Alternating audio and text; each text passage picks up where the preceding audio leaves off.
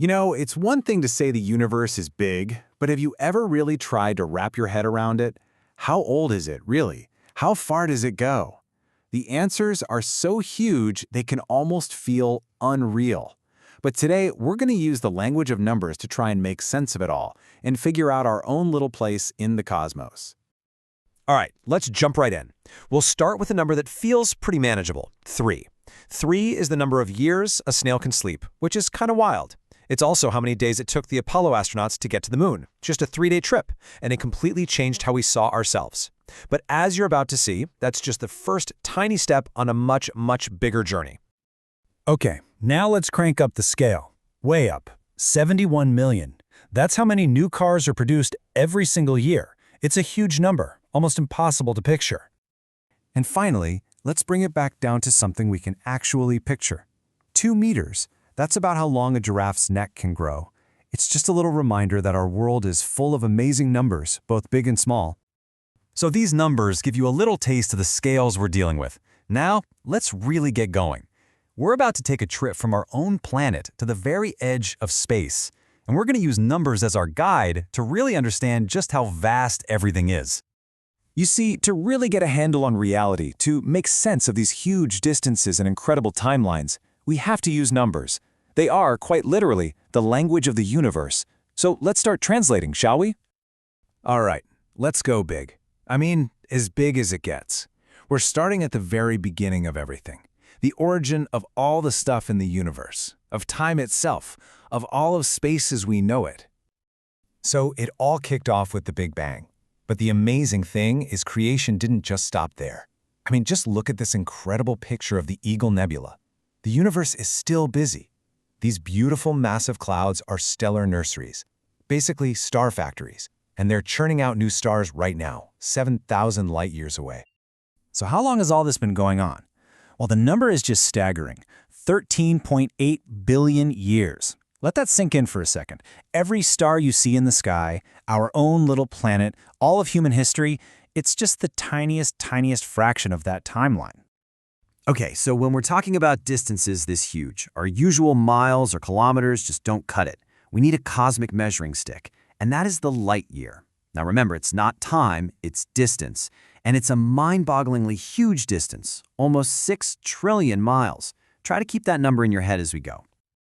All right, get ready for what might be the most humbling, most mind-bending number of all. Take a look at this. Everything we can see, every single star, every galaxy, you, me, this planet, all of it adds up to only 5% of the universe. The other 95%? It's a total mystery to us. Scientists call it dark matter and dark energy, but the truth is, we have almost no idea what it is. Okay, from the scale of, well, everything, let's come flying back home. We're zooming into our own cosmic neighborhood to take a closer look at the incredible engine that powers our world, our sun. So just how big is the sun?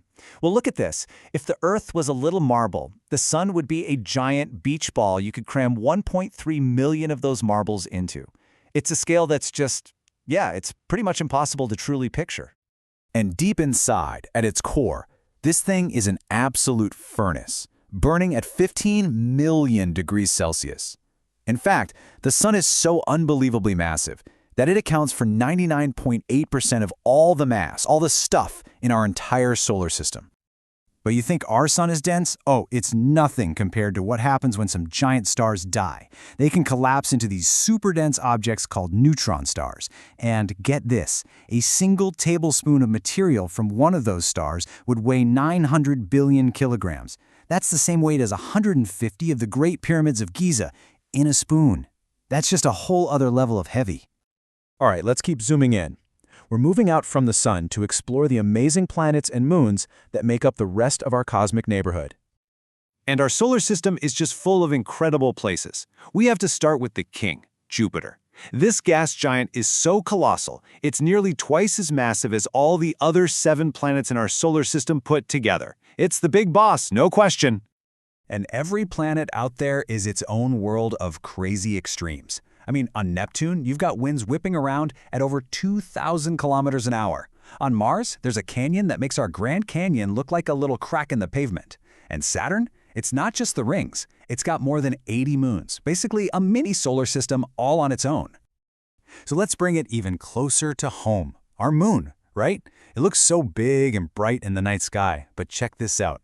If you could just pick it up and place it over the United States, you'd see its entire width is actually smaller than the distance from coast to coast. Puts things in perspective, doesn't it? So we've gone from the whole universe all the way down to our own moon. And that brings us to the final piece of this puzzle, the final stop on our tour. Us. The human scale, and our species' incredible recent first steps into that final frontier. You know, when you think about those billions and billions of years, our whole story of space exploration is just a flash in the pan, a tiny, brilliant moment where a species from one small world finally learned how to leave home and look back. I mean, really think about this contrast for a second. The universe, 13.8 billion years old. Humanity's entire history in space started with a single flight that lasted just 108 minutes. That was Yuri Gagarin, the first human in space back in 1961. That's how small our beginning was. But wow, did we move fast from there. From that one little orbit, our progress has been absolutely explosive. Just 8 years later, we were walking on the moon. Since then, we've set robotic probes flying past the edge of our solar system, and space has become something that belongs to all of humanity, not just one or two nations. And in that very short time, look at the limits we've pushed. We've set these amazing records for human endurance, spending almost a whole year floating in space. We've shown that there's no age limit on exploration. And we've traveled farther from home than any human has ever been before, a testament to how far our curiosity can really take us. So it all comes back to numbers, doesn't it? From the 13.8 billion years of the cosmos to a single 108-minute flight. The universe really is a story written in numbers. And as we continue to explore, as we keep adding our own numbers to that story, you just have to wonder, what is our chapter going to say?